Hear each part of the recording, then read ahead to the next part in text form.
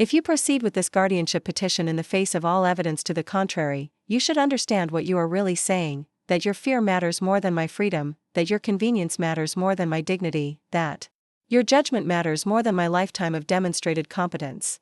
I love you both more than words can express. That will never change. But love without respect is incomplete. I am asking you today to show me the respect of withdrawing this petition and instead engaging in the family discussion I have been requesting all along. Your mother, Eleanor J. Merritt. When Howard finished reading, the room fell into a silence so complete that the ticking of the wall clock seemed unnaturally loud. Eleanor kept her gaze steady on her children, allowing them to see both her resolve and her pain. Rebecca was the first to break, tears welling in her eyes as she looked down at the table. Michael stared straight ahead, his jaw working as he processed the words. Mrs. Merritt, their attorney finally said, his voice notably gentler than before, this is certainly compelling evidence of your current cognitive clarity. However, my client's concerns about your driving safety specifically are addressed. In this, Eleanor interrupted, sliding forward a final document. My proposed family decision-making protocol, which includes monthly professional driving evaluations, voluntary restrictions on night and highway driving, and a clear timeline for re-evaluation. Everything your clients claim to want, achieved. Without stripping me of my legal rights. Michael finally spoke, his voice tight with frustration. Mom, if you were willing to make these concessions all along, why didn't you just say so? Eleanor met his gaze directly. I did say so, Michael. I presented this exact proposal to Rebecca over a week ago. She promised to discuss it with you. Either that discussion never happened, or you dismissed it without consideration. Rebecca's face flushed with guilt. I tried to tell you, Michael. You wouldn't listen. Tension crackled between the siblings as years of family dynamics played out in silent exchanges. Eleanor observed with the clarity that often comes with age, seeing not just her adult children but the patterns established in childhood, Michael's need to control, Rebecca's conflict avoidance, both of them united in their conviction that they knew best. I believe, Howard said into the strained silence, that we have thoroughly demonstrated Mrs. Merritt's continued competence and her willingness to address legitimate safety concerns. The question now is whether her children are equally willing to compromise. Andrew Prescott leaned over to whisper something to Michael, who listened with increasing reluctance evident in his expression. After a brief, hushed conference, the attorney straightened. My clients would like to request a brief recess to discuss these developments privately, he announced.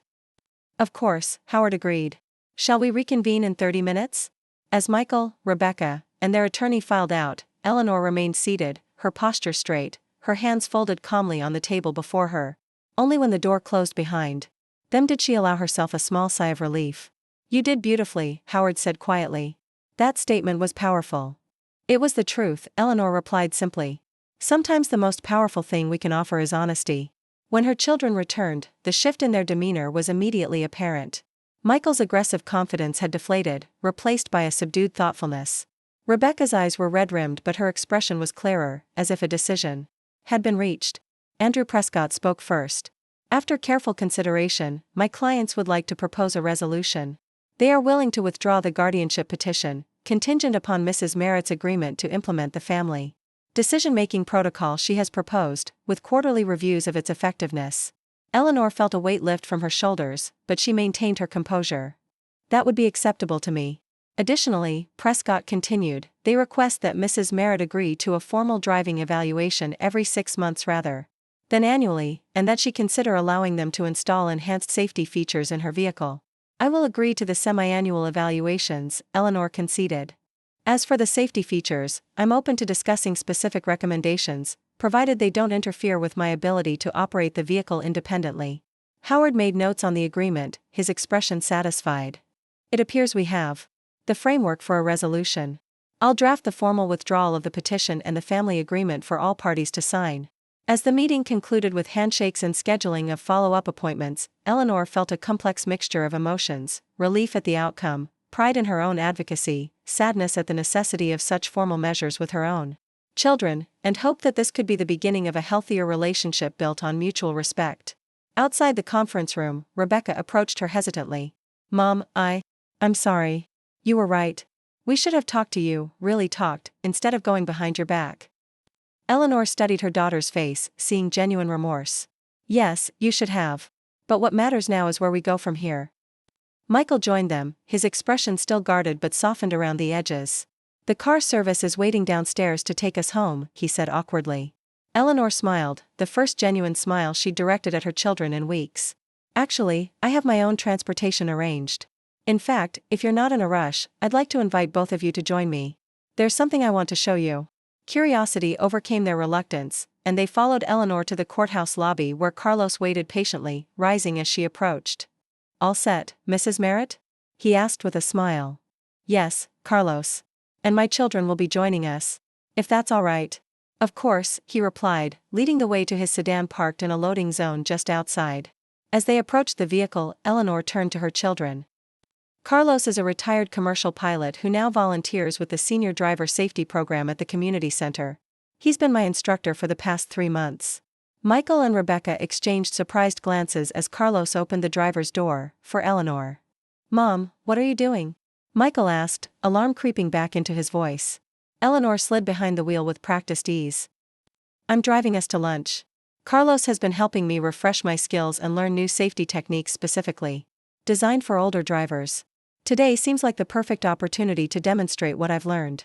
But, Michael began, only to be cut off by Carlos. Mrs. Merritt is one of our best students, he said firmly. She's completed our defensive driving course with perfect scores, and I would trust her to drive my own grandchildren without hesitation. Rebecca hesitated only briefly before opening the rear passenger door. I'd like to see this, she said, glancing at her brother with a challenge in her eyes. Michael stood frozen on the sidewalk, clearly torn between his habitual concern and the mounting evidence that his perceptions might need adjustment. Your choice, Michael, Eleanor said calmly. You can join us and observe firsthand what I'm actually capable of, or you can continue making judgments from a distance. But I'm driving either way. After a moment that seemed to stretch endlessly, Michael's shoulders relaxed slightly. Fine, he said, moving toward the car. Show me.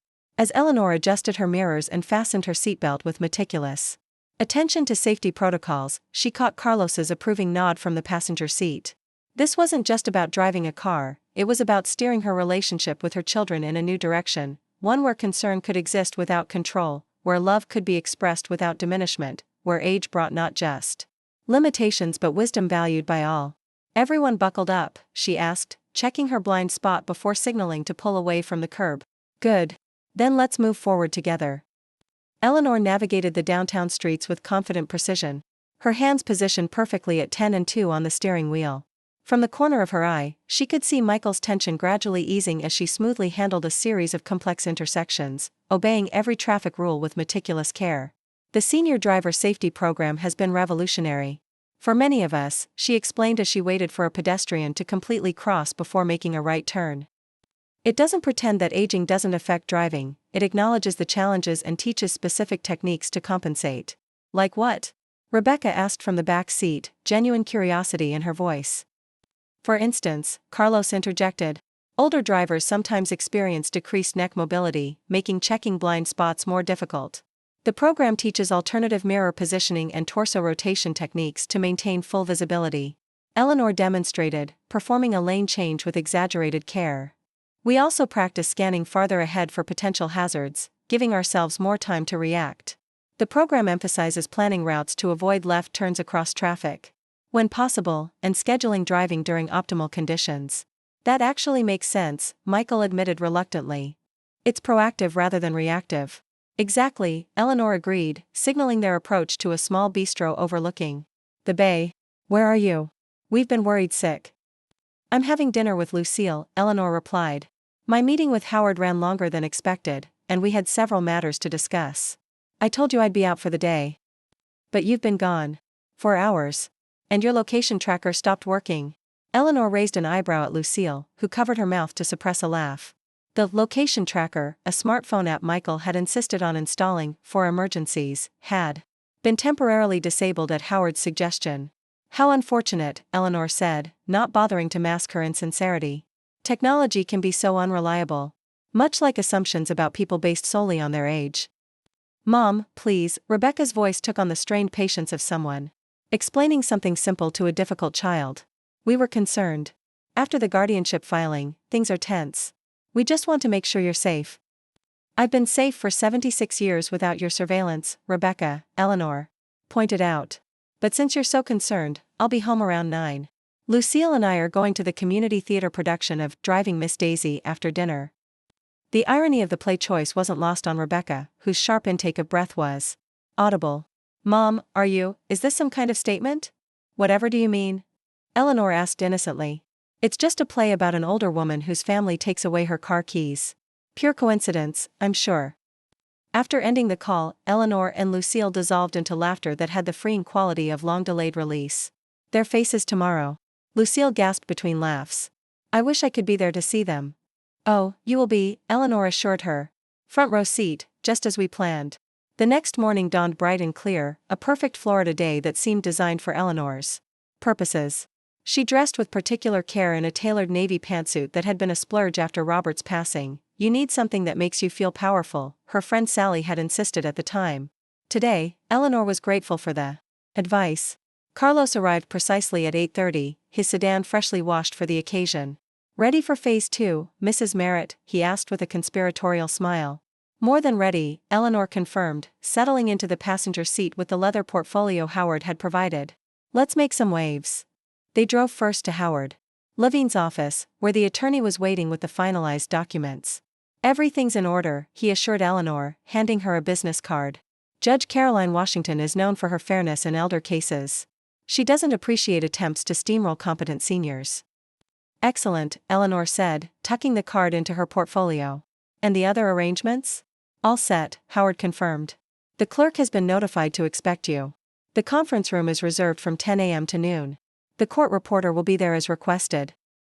Eleanor's next stop was the Palmetto County Courthouse, an imposing limestone building that had stood in the center of town since 1923. Carlos helped her navigate the security checkpoint, then waited in the lobby as planned while Eleanor proceeded to the third floor. The clerk, a young woman with a kind smile and efficient manner, greeted Eleanor by name. Mrs. Merritt, we have everything ready in conference room B, as requested by Mr. Levine. Your other party called to confirm they're on their way. Perfect, Eleanor said. And the court reporter? Already setting up, the clerk assured her. Would you like some water or coffee while you wait? Eleanor accepted a cup of tea and settled into the conference room, arranging her documents precisely before her. The room was formal but not intimidating, a large oak table surrounded by comfortable chairs, with Florida sunshine streaming through windows that overlooked the town square. It was exactly the setting she had envisioned. At 9:55, the door opened to admit Howard Levine, who nodded respectfully to Eleanor before taking the seat beside her. At 10:02, the court reporter arrived, setting up her stenography equipment with practiced efficiency. And at precisely 10:15, the door opened again to reveal Michael, Rebecca, and Patricia, followed by a thin man in an expensive suit whom Eleanor immediately identified as their attorney. The expressions on her children's faces as they spotted her, composed, professional, and clearly in command of the situation, were worth every minute of planning. Mom? Michael's voice contained equal parts confusion and alarm. What is this? We were told there was an emergency hearing about your case. There is, Eleanor confirmed, gesturing to the empty chairs across from her. Please, sit down. We have much to discuss. As they hesitantly took their seats, Howard stepped in smoothly. Good morning. I'm Howard Levine, representing Mrs. Eleanor Merritt. Thank you for responding so promptly to our meeting request. Michael's attorney placed his briefcase on the table, his expression wary. Andrew Prescott, representing Michael. And Rebecca Merritt in the guardianship petition for Eleanor Merritt. I was under the impression this was a court-ordered emergency assessment. Not exactly, Howard clarified. This is a pre-hearing conference I requested to present evidence and potentially resolve this matter without judicial intervention. Judge Washington has approved this format for elder cases, finding it less stressful for all parties. Eleanor watched as her children exchanged nervous glances. This was not the scenario they had anticipated, their mother meekly accepting their decision, perhaps with some token resistance easily dismissed as confusion or stubbornness. Instead, they found themselves facing a woman who had clearly prepared, who had legal representation, and who was, by all appearances, perfectly competent to manage her own affairs. We've reviewed your petition for guardianship, Howard continued, sliding copies of the document across the table. Mrs. Merritt has asked me to present her response, along with supporting evidence of her continued competence. The court reporter's fingers moved steadily across her machine, recording every word. Eleanor had specifically requested this official record, knowing that the presence of a neutral third party documenting the proceedings would change the dynamic substantially. Before we begin, Eleanor said, speaking directly to her children for the first time, I want to be clear about something. This meeting, this formal response, was not my preferred approach.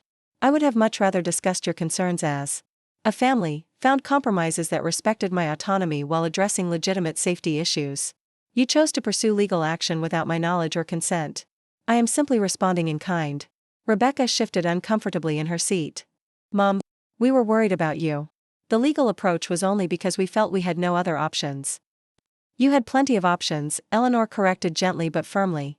You chose not to exercise them. Now, shall we proceed with the evidence? Over the next hour, Howard methodically presented Eleanor's case, the perfect driving evaluation. Results: Dr. Martinez's comprehensive cognitive assessment showing above-average function for her age, statements from her volunteer supervisors at the hospital attesting to her reliability and competence, even financial records demonstrating her continued sound management of her resources.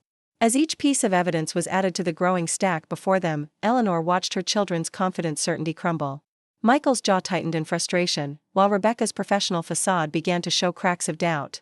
Finally, Howard placed a sealed envelope on the table. And this, he said with quiet emphasis, is perhaps the most important document in our presentation. Mrs. Merritt has prepared a statement about the impact of these proceedings on her emotional well-being and family relationships. She has asked that I present it now. He opened the envelope and began to read Eleanor's words. To my children, Michael and Rebecca, when your father died 5 years ago, I made a promise to him and to myself that I would continue living fully and independently. For as long as I was able. Not just existing, but truly living, contributing to my community, maintaining friendships, finding joy in small pleasures, and being the mother and grandmother you deserved. Your attempt to establish guardianship without my knowledge has broken my heart in ways I never thought possible. Not because you were concerned, concern is natural and even welcome as we all age. But because you chose to silence my voice in decisions about my own life, to dismiss my competence based on assumptions rather than evidence, and to treat me as a problem to be managed rather than a person to be respected. I understand fear. I feared for both of you every day of your lives, when you learned to walk, when you first rode bicycles, when you drove cars, when you moved away from home. But I never let that fear justify controlling you or diminishing your right to make your own choices, even when those choices differed from what I might have wished. I am not asking for special treatment. I am asking for the basic dignity of being consulted about my own life, of having my voice heard, of being presumed competent until proven otherwise, the same courtesy we extend to all adults in our society until they truly cannot speak for themselves. The goal isn't to stop driving at the first sign of age-related changes, but to adapt and continue safely for as long as possible. She pulled into a parking space with perfect alignment, engaging the parking brake before turning off the ignition. The momentary silence in the car felt significant, a collective acknowledgement that perhaps the situation wasn't as black and white as Michael and Rebecca had believed. Thank you for the demonstration, Carlos, Eleanor said as they exited the vehicle. I'll call you when we're finished with lunch. As Carlos departed with a friendly wave, Eleanor led her children into the bistro, a charming space with waterfront views and an atmosphere of casual elegance. Once they were seated at a table overlooking the sparkling bay, Eleanor placed her handbag carefully beside her chair and folded her hands on the table. This restaurant has special significance, she explained. Your father brought me here on our 50th anniversary, 6 months before his diagnosis. He said something that day that I've been thinking about a lot lately. She paused, gathering the memory. He said, Eleanor, the secret to 50 years was never thinking I knew what was best for you better than you did. Michael shifted uncomfortably, studying the menu with sudden intensity. Rebecca's eyes filled with tears for the second time that day. Dad always knew exactly what to say, she murmured. Not always, Eleanor corrected gently. We had our disagreements, our misunderstandings. But we approached them as equals, even when one of us was struggling. That's what I've been missing in our recent interactions, that fundamental respect for my autonomy, for my right to participate in decisions about my own life. A server appeared to take their drink orders, providing a momentary reprieve from the emotional weight of the conversation. When he departed, Michael finally spoke directly to the heart of the matter. I was afraid, he admitted, his voice uncharacteristically vulnerable. After Dad died, I promised myself I'd make sure nothing happened to you. Every time I read about an elderly person in an accident, or heard about someone's parent falling with no one around to help, I imagined it happening to you. I understand fear, Michael, Eleanor said, reaching across the table to briefly touch his hand. But fear is a poor foundation for decision-making. It narrows our vision, makes us see threats where there are merely challenges to be managed. I still worry, Michael insisted, though his tone had softened. That's not going to change overnight. I'm not asking it to, Eleanor replied. I'm asking you to worry with me, not for me. To see me as a partner in addressing legitimate concerns, not as a problem to be solved. The arrival of their drinks created another natural pause. Eleanor lifted her iced tea in a subtle toast. To new beginnings, she suggested. Rebecca and Michael raised their glasses hesitantly, the gesture symbolic of tentative reconciliation. As they ordered their meals and conversation shifted to lighter topics, Rebecca's children's school achievements, Michael's recent promotion, community events Eleanor was involved with, a new atmosphere gradually emerged. Not the easy comfort of their Sunday dinners before the conflict, but something potentially more valuable, the careful consideration of people rebuilding trust, relearning how to communicate without assumptions. There's something I haven't told you, Eleanor said as they were finishing their main courses. Something I've been working on for the past few months.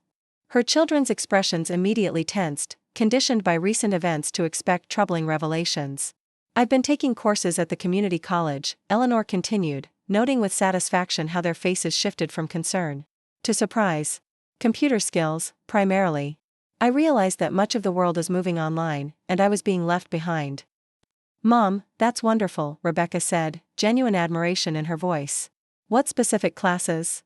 Basic computing, internet safety, digital communication, and most recently, a course on social media for seniors. Eleanor smiled at their astonishment. I'm not planning to become an Instagram influencer, but I wanted to understand the platforms my grandchildren are using to bridge that generational gap. Michael leaned back in his chair, a new thoughtfulness in his expression. That's impressive, Mom. I had no idea. There's a lot you don't know about my daily life, Eleanor pointed out without rancor. Because you've been too busy worrying about hypothetical dangers to see the actual person in front of you, someone who's still learning, still growing, still adapting to a changing world. As they lingered over coffee and shared a dessert, Eleanor felt a subtle shift in the family dynamic. Her children were asking questions rather than making statements, listening more than speaking, showing glimpses of the respectful adult relationship she had been seeking all along. When the bill arrived, Eleanor reached for it decisively. My treat, she said, removing her credit card from her wallet before either child could protest. Consider it a celebration of our new understanding. Outside the restaurant, standing in the warm Florida sunshine, Eleanor made a decision. I'd like to drive you both back to the courthouse to collect your cars, she said. One final demonstration, if you're willing. The drive back was even more relaxed, conversation flowing naturally as Eleanor navigated the afternoon traffic with the same careful competence she displayed earlier. When they arrived at the courthouse parking lot, she pulled smoothly into a loading zone and turned to face her children. This isn't the end of our conversation about aging and safety, she acknowledged. It's the beginning of a different kind of conversation, one based on partnership rather than paternalism. I'm counting on both of you to honor that distinction going forward. Rebecca leaned forward from the back seat to kiss her mother's cheek. I promise to try, Mom. This has been educational. Michael, still processing the day's revelations, nodded slowly. Sunday dinner is still on, he asked, his question carrying layers of meaning beyond the simple words. Of course, Eleanor confirmed. Family traditions matter, especially when we're rebuilding trust. As her children walked toward their respective vehicles, Eleanor felt a quiet satisfaction. The battle wasn't completely won, old patterns didn't disappear in a single afternoon, no matter how dramatic the confrontation, but a crucial first step had been taken. She had reclaimed her voice in the conversation about her own life. 3 weeks later, Eleanor sat in Dr. Martinez's waiting room, flipping through a magazine without really seeing the pages. Her 6-month checkup was routine, but this particular visit carried additional significance given recent events. The results would be shared with her children as part of their new agreement, and Eleanor was determined that the report would reflect her continued good health. Mrs. Merritt? The nurse's voice pulled her from her thoughts. Dr. Martinez will see you now. The examination was thorough: blood pressure, reflexes, balance, cognitive checks, the standard battery of tests for a patient of Eleanor's age. Dr. Martinez worked efficiently but without rushing, making notes and asking questions with professional attention. Everything looks excellent, she concluded, removing her stethoscope. Your blood pressure is actually lower than at your last visit, which I attribute to reduced stress. Eleanor smiled at the assessment. The family situation has improved considerably. We're not completely back to normal, but we're communicating much better. Dr. Martinez nodded approvingly. I'm glad to hear it. Family support is crucial as we age, but but it needs to be the right kind of support, empowering rather than limiting. That's exactly what we're working toward, Eleanor agreed. Though some days are more successful than others. As she was preparing to leave, Eleanor remembered a question that had been nagging at her. Dr. Martinez, have you seen an increase in families pursuing guardianship for aging parents? Or was my situation unusual? The doctor's expression grew serious. Unfortunately, it's becoming more common, especially in Florida with our large senior population. Many families turn to legal solutions before exploring less drastic alternatives. Why do you think that is? Eleanor asked, genuinely curious about the broader context of her personal experience. Dr. Martinez considered the question thoughtfully. I think we're witnessing a perfect storm of factors. Longer lifespans mean more families facing age-related challenges. Geographic distance often prevents the kind of gradual, nuanced understanding of an older person's capabilities. And frankly, our culture's emphasis on youth makes it too easy to dismiss the competence of older adults. So my children aren't uniquely controlling, Eleanor said with a wry smile. Hardly, Dr. Martinez assured her. They were following a unfortunately common playbook. The difference is that you refuse to accept the role assigned to you. That phrase, the role assigned to you, stayed with Eleanor as she drove home, resonating with her decades of experience as an educator. How often had she seen bright students limited by others' low expectations? How many times had she witnessed the self-fulfilling prophecy of assumed incompetence leading to diminished performance? The parallel to her own situation was striking. The confrontation that had seemed like an ending had instead become a beginning, the start of a new chapter not just for her family, but potentially for many others facing similar crossroads. Ready to head home? Michael asked as they reached her car. Eleanor smiled, retrieving her keys from her purse with practiced confidence. Absolutely. But I'm driving. 1 year after the courthouse confrontation that had transformed Eleanor's relationship with her children, she stood in the marble lobby of the Florida State Capitol in Tallahassee, surrounded by the imposing columns and domed ceiling that had intimidated her on her first visit. Now, the grand space felt almost familiar, a battleground of a different sort where she had found yet another unexpected voice. Mrs. Merritt? A young legislative aide approached, clipboard in hand. The committee is ready for you. They've allocated 20 minutes for your testimony, including questions. Thank you, Eleanor replied, smoothing the jacket of her new suit, a birthday gift from Rebecca, who had finally started to understand that her mother's public speaking engagements warranted a more professional wardrobe than her retirement community had previously required. As she followed the aide through the labyrinthine corridors, Eleanor reviewed her notes one final time. The Senate Special Committee on Aging was considering a bill that would strengthen protections for senior autonomy while establishing clearer guidelines for when intervention was truly necessary. Her testimony, based on both personal experience and the data gathered from a year of Navigating Aging with Dignity workshops, had been carefully crafted to illustrate the human impact of policies that treated seniors as problems rather than people. The committee room was already filled with observers, advocates, and media representatives when Eleanor entered. She spotted Howard Levine in the third row, offering an encouraging nod. Beside him sat Dr. Martinez, who had rearranged her schedule to provide moral support. And there, somewhat surprisingly, was Michael, who had driven up from Tampa that morning without telling her, a reversal of roles that wasn't lost on either of them. Our next witness is Eleanor Josephine Merritt, announced the committee chair, a silver-haired senator whose genuine interest in elder issues had made him a natural ally. Mrs. Merritt is the founder of the Navigating Aging with Dignity program and serves on the Florida Department of Elder Affairs Advisory Council. She is here to speak about the proposed Senior Autonomy Protection Act. As Eleanor took her seat at the testimony table, adjusting the microphone to her height, she felt a momentary flutter of nerves. This was far from the kindergarten classroom where she had spent her career, far from the community center where her workshops had begun. But the fundamental principle remained the same, creating space for voices that might otherwise go unheard. Thank you, Mr. Chairman and committee members, she began, her voice steady despite the imposing setting. 13 months ago, I found myself fighting a guardianship petition filed by my own children, not because I was incapacitated, but because I was 76 years old and still driving my own car. She paused, noting the ripple of recognition that passed through the committee members. Age-related family conflicts were universal, crossing political divides and socioeconomic boundaries. That experience taught me something crucial: our current system often fails both seniors and their families by offering only extreme solutions to nuanced problems. Today, families concerned about an aging parent's well-being have few options between doing nothing and pursuing full guardianship, a legal sledgehammer when many situations call for a more precise tool. For the next 15 minutes, Eleanor presented a compelling case for the proposed legislation, weaving together statistics on unnecessary guardianships with personal stories gathered from her workshops. She described families torn apart by legal battles that could have been avoided with better assessment protocols and mediation options. She explained how the fear of losing all autonomy often led seniors to reject reasonable safety measures that might have preserved their independence longer. The Senior Autonomy Protection Act offers a balanced approach, she concluded.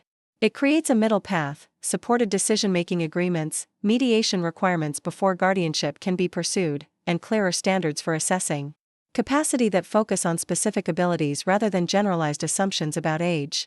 These reforms would benefit everyone. Seniors maintain dignity and appropriate independence, families gain access to constructive alternatives, and the courts are freed from unnecessary guardianship proceedings. The questions that followed were thoughtful and substantive. Eleanor answered with the clarity and patience she had once used to explain complex concepts to 5-year-olds, a skill that translated surprisingly well to educating legislators. Mrs. Merritt, asked a senator from Miami, you mentioned your own experience with a guardianship petition. May I ask how that situation was ultimately resolved? Eleanor smiled, glancing briefly toward Michael in the audience. Through difficult conversations and mutual compromise, my children withdrew their petition, and I agreed to reasonable accommodations regarding my driving and future planning. But we were fortunate, I had resources to fight, my children were ultimately willing to listen, and we found professionals who helped us navigate the conflict constructively. Many families aren't so lucky, which is why systematic reform is so essential. When her testimony concluded, the committee chair thanked her with unusual warmth. Mrs. Merritt, your advocacy reminds us that the policies we debate in these rooms have profound personal impacts. Thank you for transforming a painful family experience into constructive action that may help thousands of Floridians. Outside in the corridor, Michael was waiting, pride evident in his expression. Mom, that was remarkable. I barely recognized myself in your description of the concerned son, you were very generous. It wasn't about assigning blame, Eleanor replied as they walked toward the Capitol's main entrance.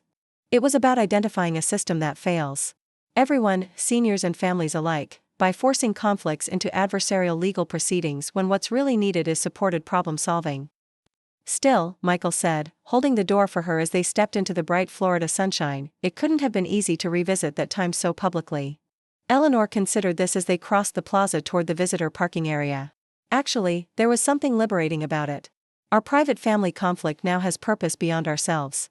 That transforms it from simply a painful memory into something meaningful. Over lunch at a nearby cafe, Eleanor's phone buzzed repeatedly with messages from Rebecca, who had been watching the committee live stream. You were amazing, read the first text, followed by a stream of enthusiastic emoji that made Eleanor smile. Her younger child had embraced technology with a vengeance since their reconciliation, seemingly determined to disprove any notion that her mother couldn't handle modern communication. Rebecca's watching from her office, Eleanor explained to Michael, showing him the message stream. She's apparently quite impressed. We all are, Mom, Michael said, his tone serious despite his smile. Do you ever wonder what Dad would think about all this? You becoming an advocate, testifying before the legislature, changing policies? Eleanor considered the question, picturing Robert's face with the vivid clarity that 5 years of widowhood had not diminished. He wouldn't be surprised, she said finally. He always said I was quietly stubborn, that once I decided something mattered, I was unstoppable. Quietly stubborn, Michael repeated with a laugh. That's the perfect description. Though, I'm not sure how quiet it was when you drove us to court. The memory that had once been painful had transformed over months of healing and reconciliation into something they could now reference with humor, a turning point rather than a lesson rather than a failure. After lunch, as they walked back to their respective vehicles, Eleanor found herself reflecting on the unexpected journey of the past year. What had begun as a simple desire to maintain her independence had evolved into something far more significant. Not just for her family, but potentially for thousands of seniors facing similar challenges. What time will you be home? Michael asked as they reached her car. Eleanor checked her watch. I'm meeting with the Elder Affairs Council at 3, so probably around 7. I'll text when I'm on the road. Perfect, Michael replied. Rebecca and I thought we might bring dinner over. Sort of a celebration of your brilliant testimony. The casual offer, devoid of the anxious hovering that would have characterized similar suggestions a year earlier, was evidence of how far they had come. Her children had learned to support without smothering, to express concern without control. It had been a difficult transition, but the resulting relationship was stronger, more authentic, and ultimately more sustaining for all of them. "I'd like that," Eleanor said simply, unlocking her car with the remote. "Drive safely on your way home." Michael grinned at the gentle role reversal. "You too, Mom. Text when you're on the road." 3 weeks later, Eleanor stood before the largest audience yet for her workshop program. Nearly 200 people gathered in the ballroom of a Tampa hotel for the first regional. The doctor made detailed notes, promising to have a comprehensive report ready within days. "Use this if you need to," Dr. Martinez said as Eleanor prepared to leave. "But Eleanor, consider having a frank conversation with your children about ageism. What they're doing, however well-intentioned, is discriminating against you based solely on your age." "I've tried talking," Eleanor sighed. "They listen, but they don't hear." "Then perhaps it's time they faced consequences for not listening," the doctor suggested, a hint of mischief in her professional demeanor. "Sometimes the best teacher is experience." The idea took root as Eleanor drove home, growing from a vague notion into a concrete plan by the time she pulled into her driveway. If her children wouldn't listen to reason, perhaps they needed a more dramatic demonstration of her competence. That evening, Eleanor called Lucille, outlining her idea in detail. Her friend's rich laugh echoed through the phone. "Eleanor Merritt, who knew you had such a devious streak? Robert would be proud." "Robert would be right beside me, plotting the details," Eleanor replied, smiling at the thought of her husband's reaction to their children's behavior. "So you'll help?" "Honey, I've been fighting for justice for over 40 years. I wouldn't miss this for the world." Over the next week, Eleanor proceeded with her normal routine: volunteer work at the hospital, garden club meetings, her book group at the library. But beneath the ordinary rhythm of her days, she was preparing. She gathered documents, made phone calls, and carefully orchestrated the next steps in her plan. Michael called twice, each conversation tense and unresolved. He had reviewed her proposal but found it insufficient to address immediate concerns. Translation: he wasn't willing to relinquish control. Rebecca sent texts daily, her messages walking the line between genuine worry and surveillance.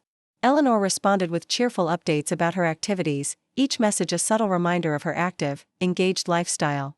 On Thursday morning, Eleanor received a certified letter from a law firm in Tampa, Morgan, Prescott and Williams. With steady hands, she opened it to find formal notice of a petition for guardianship filed by Michael Merritt, citing concerns about cognitive decline and safety risks. A hearing date had been set for the following month. Instead of the panic or outrage her son might have expected, Eleanor felt an odd sense of calm. The battle lines were now clearly drawn. Michael had made his choice, and now she would make hers. She called Howard Levine immediately, forwarding him a copy of the notice. "They've actually filed," she said, her voice steady despite the gravity of the situation. "I see that," Howard replied, and she could hear papers rustling as he reviewed the document. "Interesting that they've moved forward despite your clear objections and the driving evaluation results. The judge will take note of that." "What happens now?" Eleanor asked. "Now we respond formally. We'll submit your medical evaluation, driving assessment, and a counterpetition asserting your continued competence. The court will likely appoint an independent evaluator as well." Howard paused. "Eleanor, are you sure you want to proceed with your alternative approach? A conventional legal defense would be quite strong on its own." "I'm sure," Eleanor said firmly. "Some lessons can't be taught through legal briefs alone." On Sunday morning, Eleanor rose earlier than usual, taking extra care with her appearance. She selected a coral blouse that brightened her complexion, applied her makeup with precision, and styled her silver hair in soft waves rather than her usual practical bob. Today was performance day, and every detail mattered. She prepared a simple brunch: quiche, fruit salad, and freshly baked scones, setting the dining room table with her good china and Robert's favorite placemats. Then she called a cab. "You're sure about this timing?" she confirmed with the driver, a friendly man in his 60s named Carlos who had been thoroughly briefed on his role. "Absolutely, Mrs. Merritt. I'll be back at exactly 11:45, just as we discussed." Eleanor positioned herself on the front porch at 10:30, watching as first Rebecca's SUV and then Michael's sedan pulled into her driveway. Both of her children wore expressions of grim determination as they approached, Patricia trailing behind Michael with an uncomfortable smile. "Mom," Michael began without preamble, "we need to talk about the letter you received." "Good morning to you too, Michael," Eleanor replied pleasantly. "And Rebecca, Patricia. Brunch is ready inside. We can discuss everything over food." The meal was a masterclass in strategic conversation. Eleanor steered discussion toward neutral topics: the grandchildren's activities, a recent community Event, the unusually mild weather, while her children exchanged increasingly frustrated glances. Finally, as Eleanor served coffee, Michael placed his napkin decisively on the table. Enough small talk, Mom. You know why we're here. We've filed for guardianship because you've left us no choice. No choice? Eleanor echoed, her tone mild. Despite the serious subject. I offered you a comprehensive plan for addressing any legitimate concerns. You chose to reject it in favor of legal action that would strip me of my rights. It's not about stripping rights, Rebecca interjected. It's about ensuring your safety and well-being. By taking away my car, my financial independence, and my decision-making authority, Eleanor clarified. That's what guardianship means, Rebecca. Don't sugarcoat it. Michael leaned forward, his expression stern. Mom, we found out you've been driving to Tampa twice a week. That's over an hour on the highway each way. You specifically told us you avoid highway driving. Eleanor raised an eyebrow. Have you been tracking my car, Michael? The flush that crept up his neck confirmed her suspicion. For your safety, he muttered. I see, Eleanor said, rising from her chair with deliberate grace. Well, since we're being honest with each other, I should tell you that I've made an important decision. 3 pairs of eyes followed her as she walked to the sideboard, retrieving a folder she'd placed there earlier. I've decided to contest the guardianship petition, as is my legal right. My attorney will be filing the necessary paperwork tomorrow morning. Your attorney, Michael repeated, his voice flat. Yes, Howard Levine. Quite respected in elder law circles, I'm told. Eleanor checked her watch. In fact, I have an appointment with him in 30 minutes to finalize our response. On Sunday? Patricia asked, speaking for the first time. Howard is very accommodating, Eleanor explained. Now, if you'll excuse me, my ride will be here shortly. As if on cue, a car horn sounded from the driveway. Eleanor gathered her purse and the folder, moving toward the door with purpose. Please lock up when you leave. There's leftover quiche in the refrigerator if you'd like to take some home. Michael was on his feet immediately, moving to block her path. Mom, wait. What ride? Where are you going? I just told you, I have a meeting with my attorney. Eleanor stepped around him, heading for the front door with confident strides. We're finalizing our strategy for the hearing. But who's driving you? Rebecca demanded, following close behind. You can't be taking a rideshare alone. Eleanor opened the front door to reveal not a rideshare vehicle, but Carlos's personal sedan. Not a rideshare. A friend is driving me.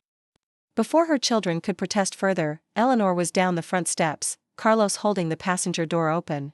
With a flourish. Right on time, Mrs. Merritt, he said loudly enough for Michael and Rebecca to hear. I've mapped the fastest route to Mr. Levine's office. Thank you, Carlos, Eleanor replied, sliding into the passenger seat with dignity. I appreciate your punctuality. As the car pulled away, Eleanor caught a glimpse of her children's faces in the side mirror, confusion, concern, and the dawning realization that they were not, in fact, in control of the situation.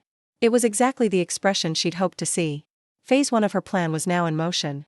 By the time Carlos circled the block and dropped her back at Lucille's house just 3 streets over, Eleanor knew her children would be making panicked phone calls, tracking her movements, and questioning their assumptions about her independence. How did it go? Lucille asked as Eleanor settled into her friend's comfortable living room. Perfectly, Eleanor replied, a smile spreading across her face.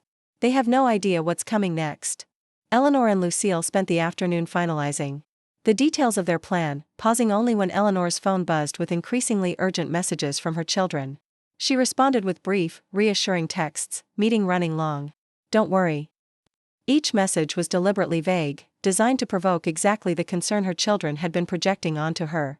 They've called 3 times in the last hour, Eleanor noted, silencing her phone after the latest notification. Rebecca's threatening to file a missing person report if I don't call her back immediately. Lucille chuckled, her silver dreadlocks catching the afternoon light as she shook her head. Amazing how quickly they've gone from "Mom can't be trusted to drive" to "Why isn't Mom answering her phone while driving?" Exactly, Eleanor said, a hint of satisfaction in her voice. They're so busy worrying about hypothetical dangers that they've never stopped to observe how I actually live my life. You've hired a lawyer. Michael's voice rose sharply. I've consulted with one, Eleanor corrected. Just as you consulted with one behind my back. The difference is, I'm being transparent about it. When she finally ended the call, Eleanor felt drained but oddly invigorated. This confrontation had awakened something in her that had been dormant since Robert died, a fighting spirit, a refusal to be diminished simply because she had grown older. She thought back to the classroom management techniques she'd used during her teaching career. The most disruptive children, she'd discovered, often needed firm boundaries and consistent consequences more than punishment. Perhaps her own children weren't so different. The next morning, Eleanor dressed with particular care, a crisp blue blouse that matched her eyes, tailored slacks, subtle makeup, and the pearl earrings Robert had given her on their 25th anniversary. If she was going to war, she would do so in her armor. Her first stop was the office of Howard Levine, the elder law attorney Lucille had recommended. His office occupied the second floor of a converted Victorian home in downtown St. Petersburg, its walls lined with legal texts and family photos. "Your children's approach is unfortunately common," Howard said after Eleanor had explained the situation. His silver hair and kind eyes behind wire-rimmed glasses gave him the appearance of a benevolent grandfather, but Eleanor recognized the sharp intelligence in his gaze. Adult children often confuse protection with control. "Can they really establish guardianship without my consent?" Eleanor asked, her hands clasped tightly in her lap. Howard leaned forward, his expression serious. "It's difficult, but not impossible. Florida law requires clear evidence of incapacity, not just advanced age or a few forgotten appointments. But family members sometimes exaggerate concerns, or find doctors willing to support their claims." Eleanor felt a chill at his words. "So they could potentially take everything, my car, my home, my financial independence?" "Potentially," Howard acknowledged. "But we're not going to let that happen." He reached for a legal pad. "First, we'll draft a letter addressing the inappropriate pursuit of guardianship without your knowledge or consent. Second, we'll file an elder autonomy protection plan that includes the results of your driving evaluation and statements from your primary physician regarding your cognitive health." "And if they persist?" Eleanor asked. Howard's smile was sharp, revealing the litigator beneath the grandfatherly exterior. "Then we go to court. And Mrs. Merritt, if your mental acuity in front of a judge is anything like what I'm seeing today, your children don't stand a chance." As Eleanor drove home, she found herself paying extra attention to her driving, complete stops at every sign, careful checking of blind spots, precise adherence to speed limits. The irony wasn't lost on her. Her children's accusations had made her more conscious of her driving than she'd been in years. At home, Eleanor found a voicemail from Rebecca. "Mom, Michael told me about your conversation. Please call me back. I think we can find a compromise that works for everyone." Eleanor smiled grimly at the message. Rebecca had always been the peacemaker, positioning herself as the reasonable middle ground between extremes. It was a negotiating tactic Eleanor had watched her daughter perfect since childhood. She returned the call, agreeing to meet Rebecca for coffee the following morning at the small cafe they both enjoyed. Then she made another call, to her doctor of 15 years, Dr. Sophia Martinez. "A cognitive assessment?" Dr. Martinez repeated. "Eleanor, I just gave you a clean bill of health at your annual physical 3 months ago." "I know," Eleanor replied. "But I need documentation. My children are." She paused, finding it difficult to say the words aloud. "They're trying to establish guardianship." Dr. Martinez's sharp intake of breath conveyed her surprise. "Based on what medical grounds?" "Apparently, being 76 is diagnosis enough," Eleanor said, unable to keep the bitterness from her voice. "Not in my medical opinion," Dr. Martinez stated firmly. "I can fit you in tomorrow afternoon. We'll do a complete cognitive assessment, and I'll prepare a detailed report of your physical and mental health. And Eleanor," she added, her voice softening, "try not to worry. You're one of my most vibrant patients of any age." The coffee meeting with Rebecca the next morning was a study in contrasts. Eleanor arrived first, selecting a table near the window where the morning light illuminated the space with cheerful clarity. Rebecca arrived 7 minutes late, her designer handbag and immaculate business attire at odds with the cafe's casual atmosphere. "I ordered you a latte," Eleanor said as Rebecca slid into the seat across from her. "Still your favorite, I assume?" Rebecca's surprise at the gesture was evident. "Yes, thank you." "You're welcome." Eleanor took a sip of her own coffee, watching her daughter over the rim of the cup. "Now, you mentioned a compromise?" Rebecca glanced around, as if checking for eavesdroppers, before leaning forward. "Mom, this situation is getting out of hand. Michael's furious, you've consulted a lawyer, and we're heading toward a family rift that none of us wants." "I agree," Eleanor said simply. "Which is why I've prepared a proposal." She reached into her purse and withdrew a neatly typed document, sliding it across the table. Rebecca's eyebrows rose as she scanned the first page. "Family Decision-Making Protocol for Eleanor J. Merritt," she read aloud. "Keep going," Eleanor encouraged. Rebecca continued reading, her expression shifting from skepticism to surprise as she worked through the document. Eleanor had outlined a comprehensive approach to her own aging: annual medical evaluations with reports shared with her children, quarterly family meetings to discuss any concerns, a detailed emergency protocol, and a clear timeline for when certain decisions would be revisited. "This is thorough," Rebecca finally said, placing the document on the table. "I was a teacher for 35 years, Eleanor reminded her. "Organization is second nature to me." "But Mom, this doesn't address our immediate concern about your driving." "Page 3, Section 2, Eleanor directed. Rebecca flipped to the indicated section, reading it carefully. "Monthly driving checks by a certified instructor, installation of a safety monitoring system in your vehicle, agreement to avoid night driving and highways." She looked up. "This is actually reasonable." "Of course it is," Eleanor said, allowing a hint of sharpness into her tone. "I'm a reasonable person. What's unreasonable is attempting to take away my autonomy without so much as a conversation." Rebecca had the grace to look uncomfortable. "We were concerned you wouldn't be objective about your own limitations." "Which is exactly why I've included third-party evaluations in my proposal," Eleanor countered. "I don't expect you to take my word for it. I expect you to respect the assessments of qualified professionals, not make sweeping judgments based on my birth date." Rebecca was quiet for a moment, stirring her latte though she hadn't added sugar. "Michael won't like this," she finally said. "He thinks more decisive action is necessary." "Michael," Eleanor said evenly, "needs to remember that I am his mother, not his child. And if he persists with this guardianship nonsense, I will be forced to take more decisive action myself." "What does that mean?" Rebecca asked, wariness entering her expression. "It means that this afternoon, I'm meeting with Dr. Martinez for a complete cognitive assessment. It means that tomorrow, I'm meeting again with my attorney to review my options.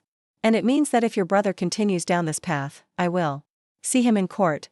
Eleanor's voice remained calm, but there was steel beneath the composure. "And Rebecca, I will drive myself there." The silence that followed was weighted with decades of family dynamics, love and frustration, protection and control, the complex dance between parent and adult child when the traditional roles begin to shift. Eleanor waited, allowing her daughter time to process the new reality taking shape between them. "I don't want this to become adversarial," Rebecca finally said, her professional facade cracking to reveal genuine concern. "We love you, Mom. We're worried about you being alone, about something happening and no one being there to help." "I know you love me," Eleanor acknowledged, reaching across the table to briefly touch her daughter's hand. "But love without respect isn't enough. I've lived independently for 76 years. I've raised children, taught hundreds of students, cared for your father through his illness, and managed on my own since his death. I've earned the right to be consulted, not controlled." Rebecca glanced down at the proposal again, her fingers tracing the clear, logical steps Eleanor had outlined. "I'll talk to Michael," she promised. This makes sense. I can't guarantee he'll agree, but I'll try." "That's all I ask," Eleanor said, feeling a small victory in her daughter's concession. "And Rebecca? Next Sunday dinner is still on. This doesn't change the fact that we're family." After her daughter left, Eleanor remained at the cafe, ordering a second cup of coffee and watching the morning crowd ebb and flow around her. The confrontation had been difficult, but necessary. For too long, she had allowed her children's perception of her aging to define her own sense of capability. "No more." His face, seeing the tablet in her hands, transformed from surprise to guilt to indignation in rapid succession. "Guardianship proceedings?"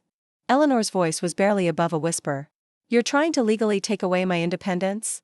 Michael ran a hand through his graying hair, a gesture so like his father that it made Eleanor's heart ache despite her anger. "It's not like that, Mom. It's a protective measure, in case decisions need to be made quickly." "Decisions about me, without me," Eleanor clarified, placing the tablet carefully on the counter as though it might explode. "Were you even going to tell me, or just present me with a fait accompli?" "Of course we were going to tell you," Michael said, but the flush creeping up his neck betrayed the lie. "Once everything was in place, once we had a clear plan for your care." "My care," Eleanor repeated, the words tasting bitter.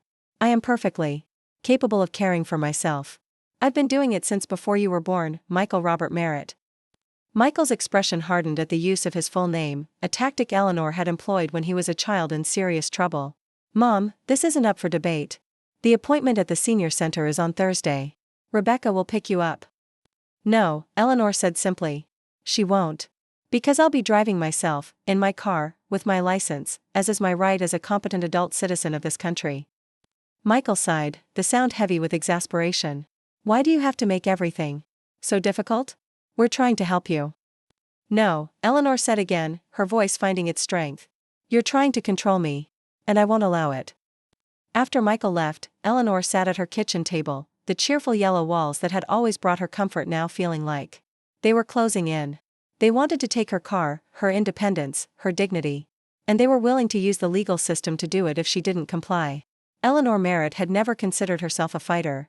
She'd been a kindergarten teacher for 35 years, a profession that valued patience and compromise. She'd been a wife who believed in partnership, a mother who believed in guiding rather than commanding. But as she sat in her suddenly too quiet house, she realized that sometimes life called for a different approach. Sometimes, you had to fight. The next morning, Eleanor called her oldest friend, Lucille Washington, who had retired from a successful career as a civil rights attorney. Lucy, Eleanor said when her friend answered, I need your help. And I need your discretion. 2 days later, Eleanor drove herself to the Palmetto Pines Community Center, where the senior driving evaluation was scheduled to take place. Rebecca was waiting in the parking lot, pacing beside her luxury SUV, phone pressed to her ear. Her expression when she saw her mother's Camry pull smoothly into a parking space was a mixture of surprise and annoyance. Mom, she called, hurrying over as Eleanor emerged from her car. I told you I would pick you up. And I told you I would drive myself, Eleanor replied calmly, retrieving her purse from the passenger seat. Shall we go in? I don't want to be late. The evaluation was thorough, a written test of road rules, a vision screening, a reaction time assessment, and finally, a road test with a certified instructor. Eleanor approached each task with the same meticulous attention she'd given to lesson plans throughout her teaching career. She knew the stakes were high. This wasn't just about keeping her license, it was about keeping her life. Rebecca waited in the lobby, alternately checking her phone and watching through the glass doors as her mother drove off with the instructor. When they returned 45 minutes later, Eleanor's face revealed nothing, her expression as composed as it had been that morning. How did it go? Rebecca asked, unable to read the instructor's professional demeanor. Mrs. Merritt, the instructor said, consulting his clipboard, demonstrated excellent knowledge of traffic laws, appropriate caution at intersections, and proper defensive driving techniques. Her reaction times are well within normal parameters. And her spatial awareness is excellent. He looked up, meeting Eleanor's eyes with professional respect. Based on today's evaluation, I see no reason for driving restrictions at this time. I recommend a re-evaluation in 2 years, as is standard for drivers over 75 in Florida. Eleanor didn't allow herself the satisfaction of seeing Rebecca's expression.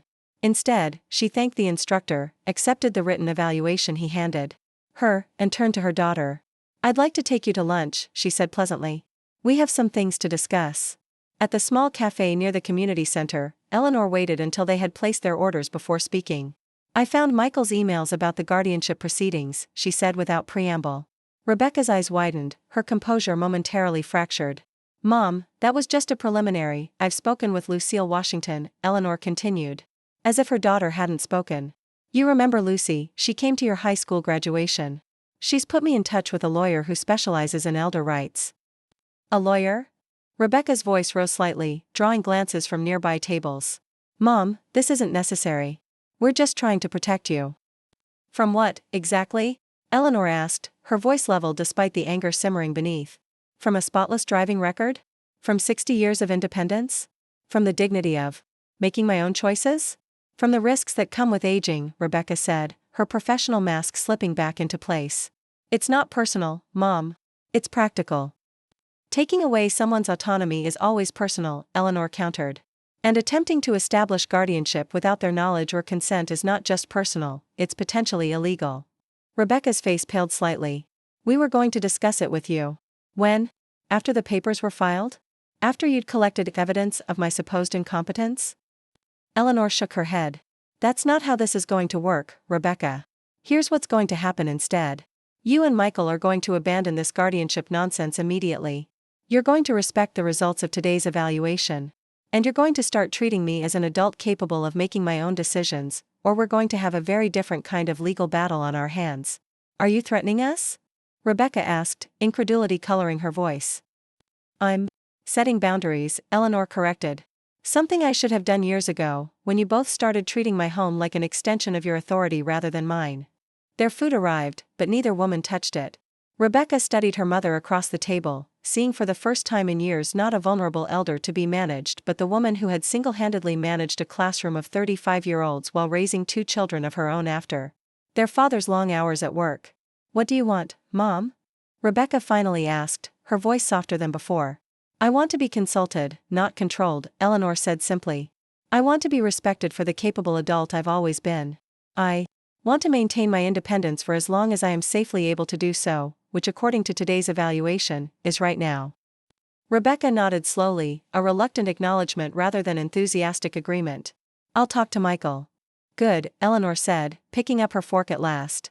"Because I've prepared a counterproposal. I'm willing to have annual driving evaluations.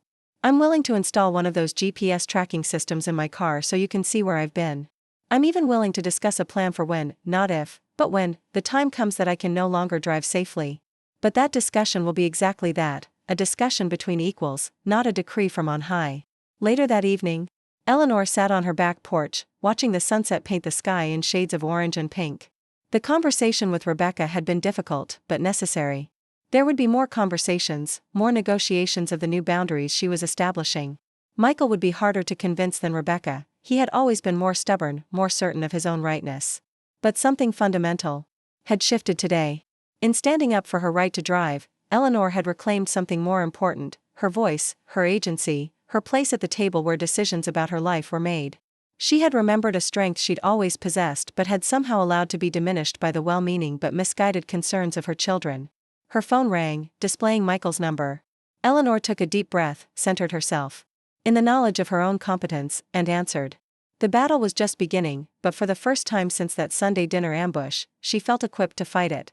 Not just for herself, but for every aging parent facing the same dismissive treatment disguised as care. "Hello, Michael," she said, her voice steady and clear. "I've been expecting your call. We have a lot to discuss." The phone call with Michael lasted nearly an hour, his voice oscillating between frustrated concern and barely contained anger. Eleanor remained calm throughout, the evening breeze from her porch keeping her cool while Michael's temperature clearly rose on the other end of the line. "This isn't negotiable, Mom," he insisted for the 3rd time.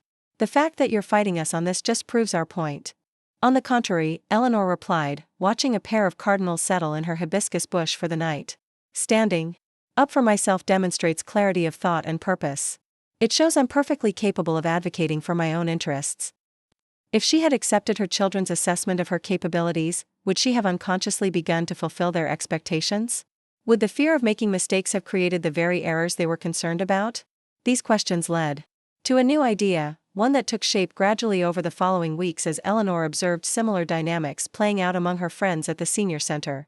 Too many were surrendering their independence prematurely, accepting limitations imposed by well-meaning family members without questioning whether those limitations were truly necessary. "We need to talk about this more openly," she told Lucille. Over lunch one day. "Not just complain to each other, but create a real dialogue about ageism and autonomy." Lucille nodded enthusiastically. "A support group maybe? Or something more formal?" "I'm thinking a workshop," Eleanor suggested, excitement building as the concept crystallized. "For seniors and their adult children to attend together. Something that addresses legitimate safety concerns while emphasizing independence and dignity."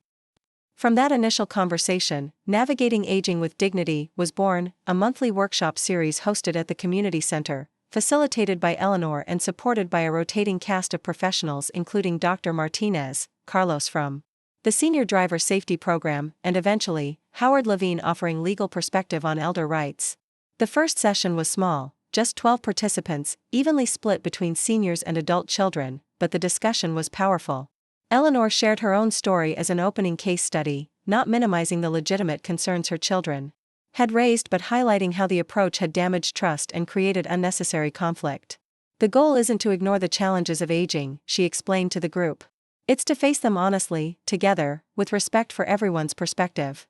A woman about Michael's age raised her hand hesitantly. "But what about when seniors refuse to acknowledge obvious problems? My mother insists she's fine to live alone, but she's fallen twice this year." "That's a fair question," Eleanor acknowledged. "And that's why we've structured these workshops for both generations to attend together.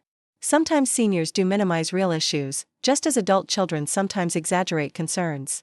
The answer lies in objective assessment and collaborative problem solving."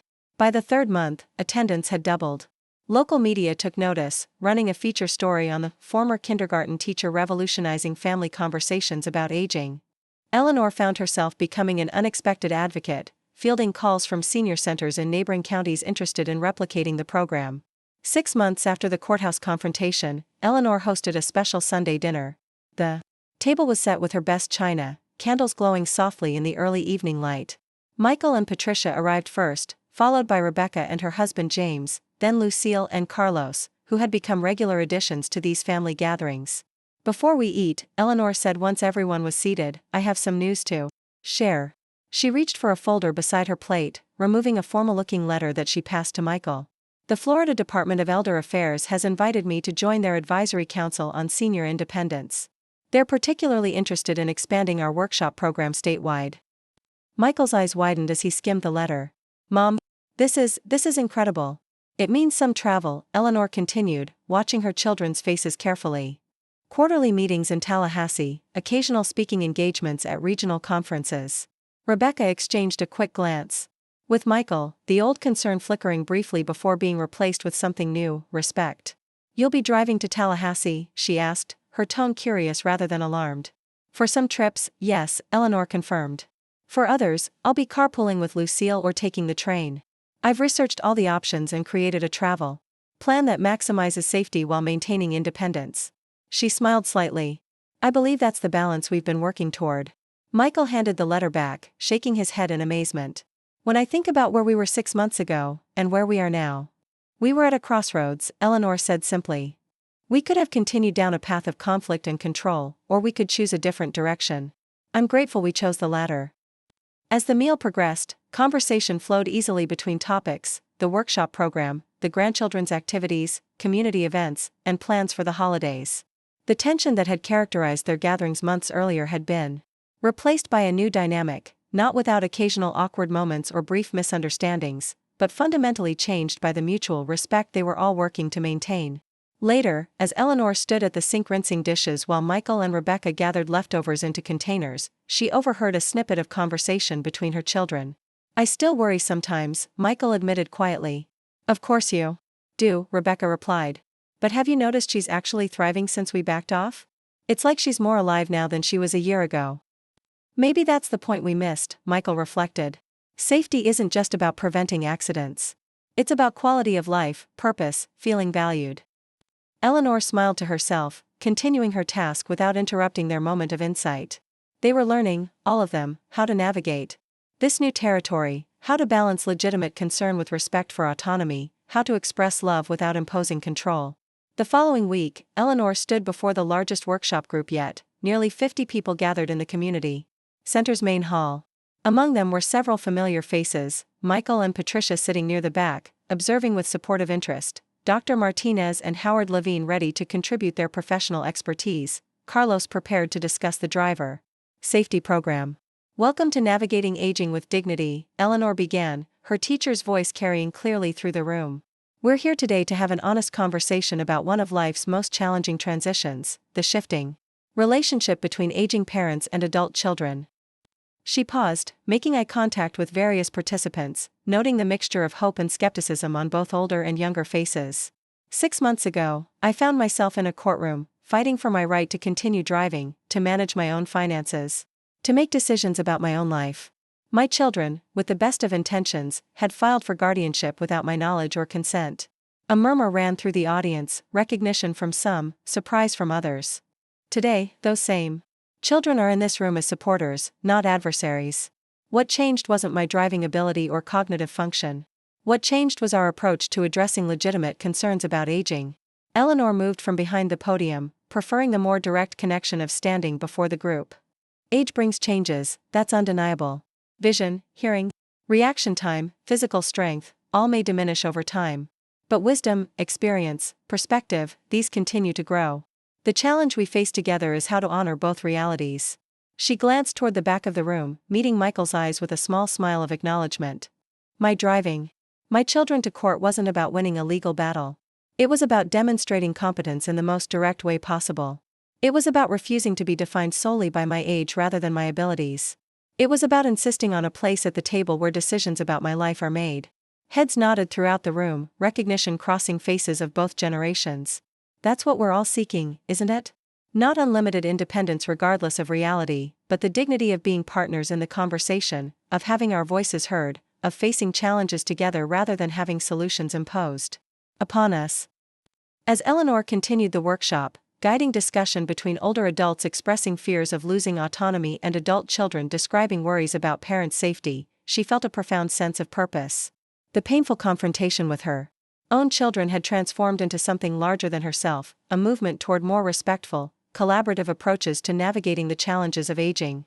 When the session concluded 2 hours later, Eleanor found herself surrounded by participants eager to share their stories, ask questions, or simply express gratitude for the safe space to have difficult conversations. As the crowd gradually dispersed, Michael made his way to her side. "You were amazing," he said simply. "Dad would be so proud."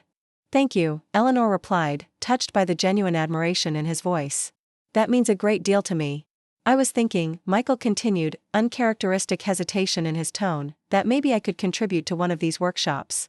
From the perspective of someone who got it wrong initially but is learning to do better." Eleanor felt her heart expand with unexpected joy at this offer, not just the practical help it represented, but the profound growth it signified. "I think that would be incredibly valuable," she said warmly. "The journey goes both ways, after all." As they walked together toward the parking lot, Eleanor reflected on the winding path that had brought them to this moment.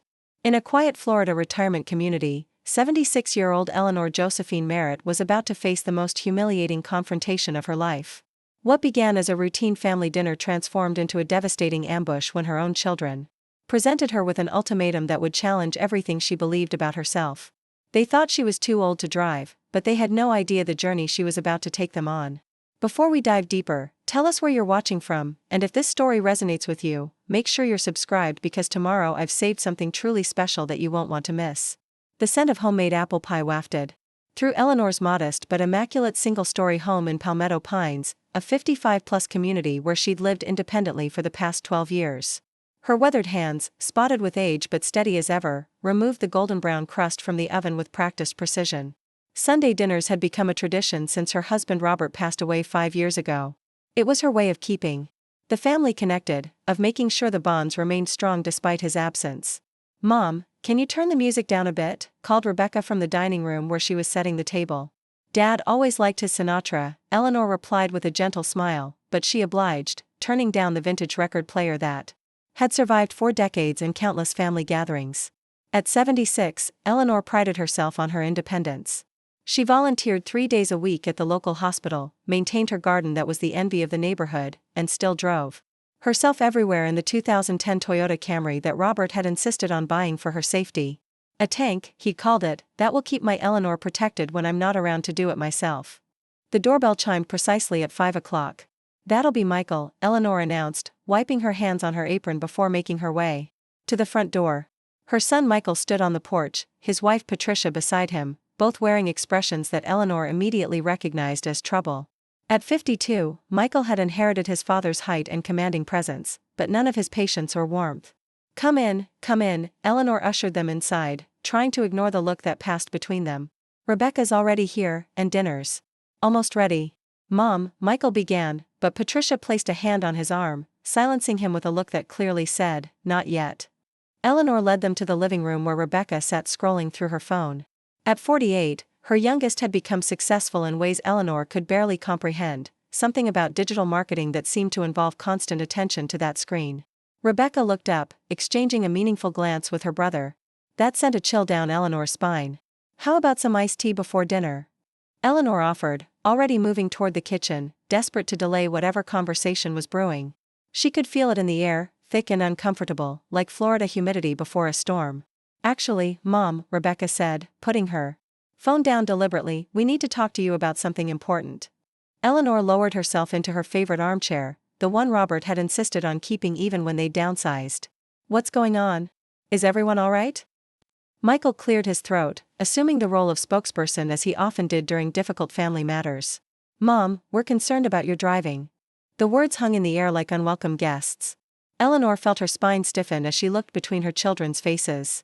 "My driving? What about it?" Her voice remained calm, betraying none of the indignation rising in her chest. Mrs. Gonzalez from next door called me last week, Rebecca said, her voice carefully measured. She said she saw you nearly miss the stop sign at Palmetto and Oak. Eleanor waved a dismissive hand. Maritza exaggerates everything. I slowed down, saw no one was coming, and made a rolling stop. I've been driving for 60 years, I think I know what I'm doing. Michael leaned forward, elbows on his knees in. A posture Eleanor recognized from his childhood, the stance he took when he was determined to get his way. It's not just that, Mom. I noticed a dent in your fender last time I was here. That wasn't me, Eleanor protested. Someone clipped me in the grocery store parking lot. Left a note and everything. Insurance handled it. Patricia, who had remained silent until now, spoke up. Eleanor, it's not about one incident. It's about, well, your age. Reflexes slow down, vision changes. It happens to everyone.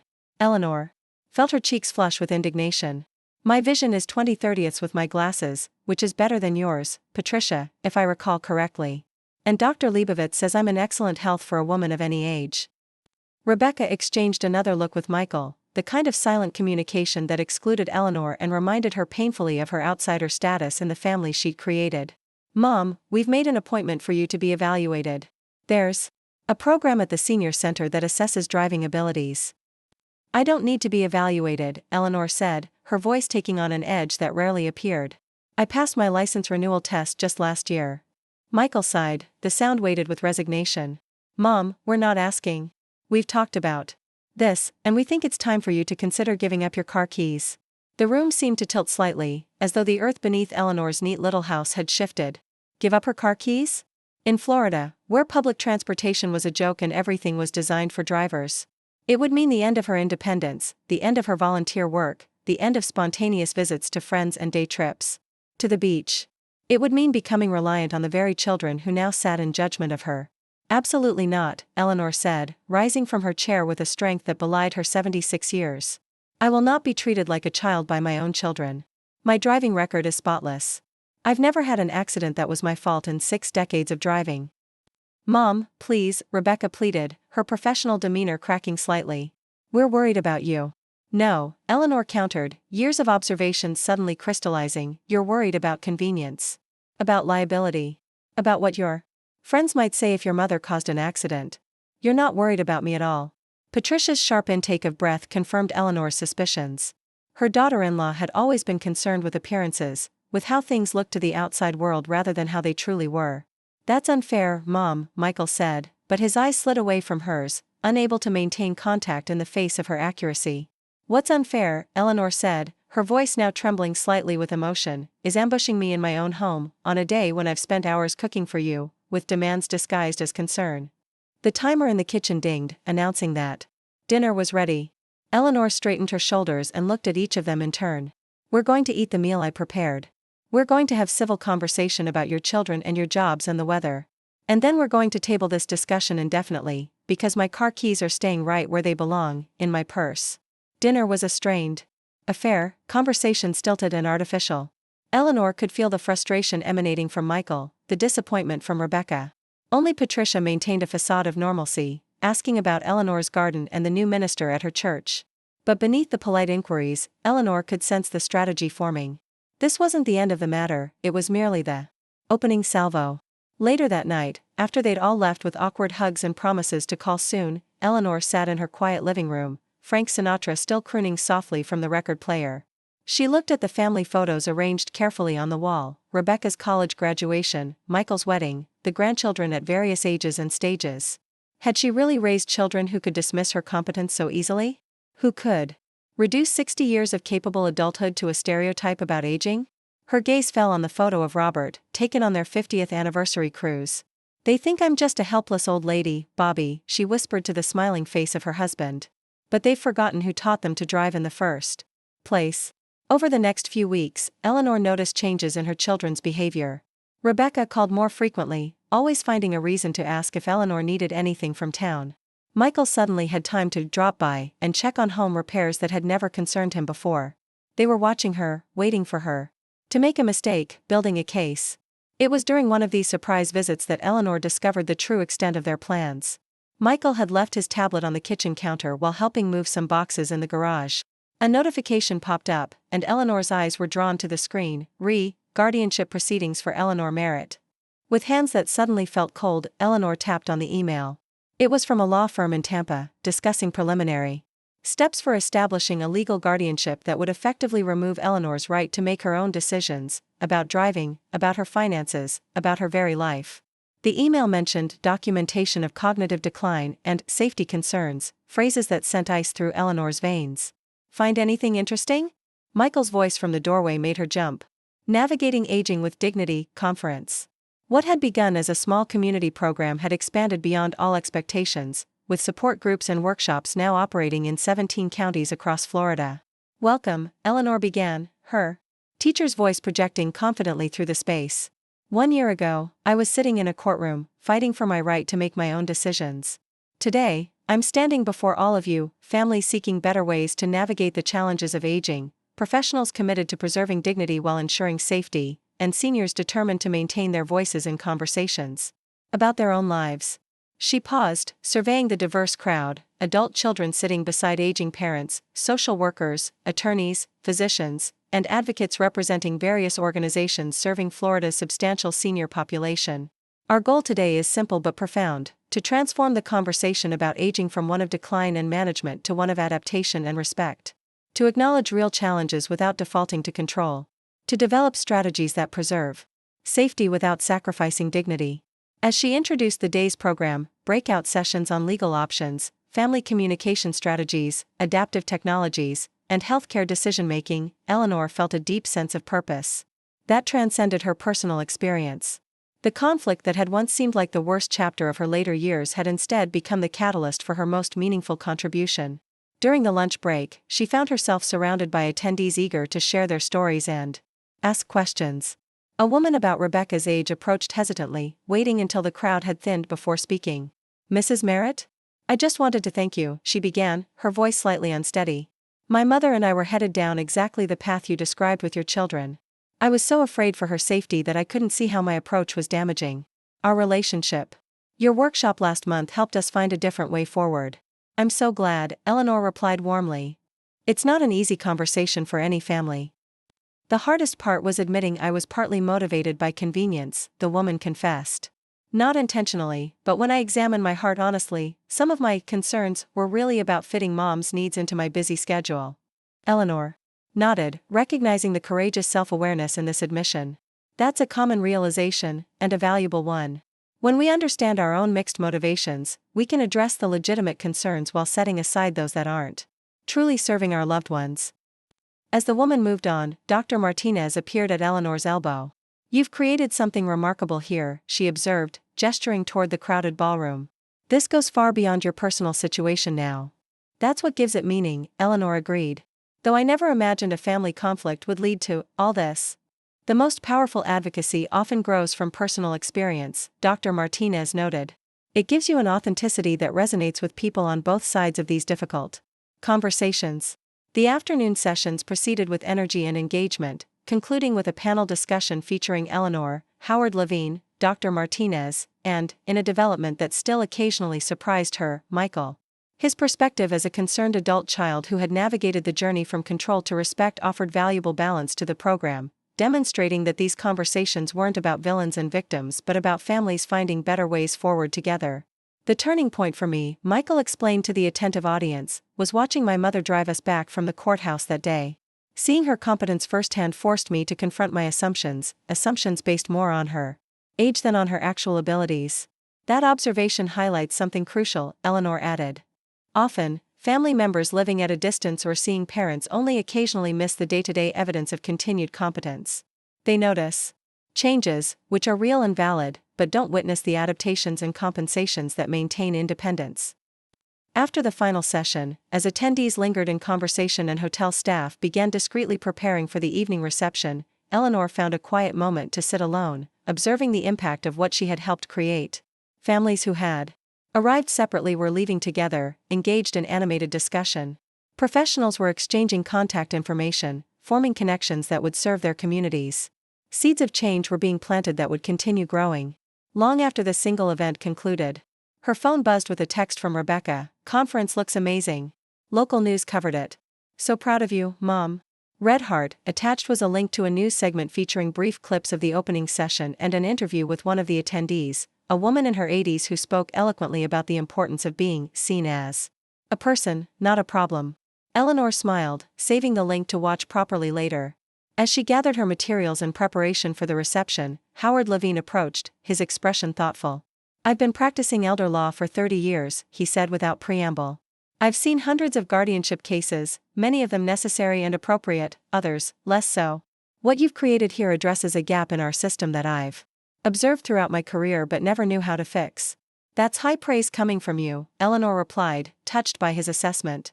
"It's deserved," Howard assured her. "And I have news that might interest you. Senator Williams called me this afternoon. The Senior Autonomy Protection Act passed out of committee unanimously. It's headed to the full Senate next month with strong bipartisan support." Eleanor felt a surge of emotion at this update, not just satisfaction at the legislative progress, but a deeper sense of vindication. The system that had nearly stripped her of her rights was being reformed, in part because she had refused to be silenced. "That's wonderful news," she said simply, though the words hardly captured the significance of the moment. "Your testimony made a difference," Howard continued. "The personal story combined with the data from your workshops provided exactly the compelling case they needed." The senator specifically mentioned that having an articulate, clearly competent 77-year-old advocate demonstrated the point more effectively than any legal argument could have. Up next, you've got 2 more standout stories right on your screen. If this one hit the mark, you won't want to pass these up. Just click and check them out. And don't forget to subscribe and turn on the notification bell, so you don't miss any upload from us.